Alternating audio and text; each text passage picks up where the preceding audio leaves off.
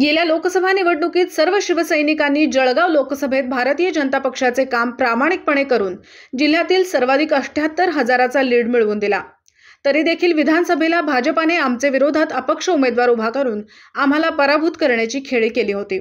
त्यामुळे आता तुम्ही प्रभू रामचंद्रांना साक्षी ठेवून विधानसभेला शिवसेनेसोबत प्रामाणिक राहून युती धर्म पाळाल असा शब्द द्या, तेव्हाच आम्ही लोकसभेला भाजपा उमेदवाराचा प्रचार करू, असा पवित्रा पाचोरा व भडगाव येथील शिवसेनेच्या शिंदे गटाच्या पदाधिकारी व कार्यकर्त्यांनी घेतल्याने महायुतीच्या उमेदवार स्मिता वाघ, आमदार मंगेश चव्हाण यांची चांगलीच भंबेरी उडवली।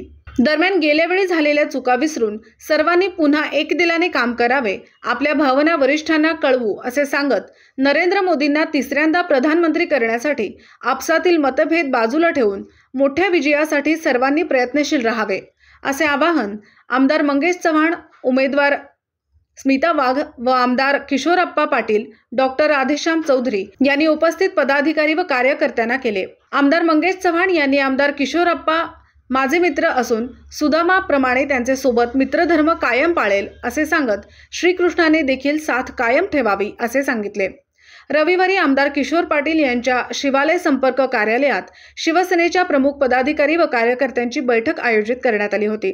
तत्पूर्वी भडगाव येथे देखील पदाधिकारी व कार्यकर्त्यांची बैठक झाली।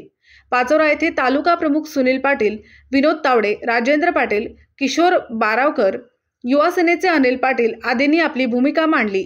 मतदारसंघात विकास कामांच्या जोरावर आम्ही आप्पांची विजयाची हॅट्रिक करून शिवसैनिक विधानसभेत पुन्हा पाठवतीलच, मात्र आपण देखील युती धर्म प्रामाणिकपणे पाळावा असे आवाहन केले।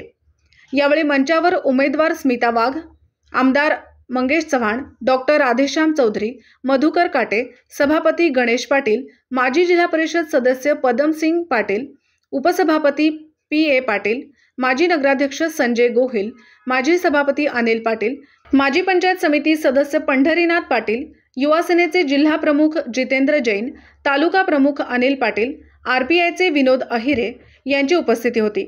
यावेळी आमदार किशोरप्पा पाटील यांनी आपण युती धर्माचे कायम पालन करत आलो असून यापुढे देखील मतदारसंघातून मोठा लीड मिळवून देऊ असे आश्वासन देऊन पदाधिकाऱ्यांना कामाला लागण्याच्या सूचना दिल्या। कार्यक्रमाचे प्रास्ताविक, सूत्रसंचालन व आभार प्रवीण ब्राह्मणे यांनी मानले।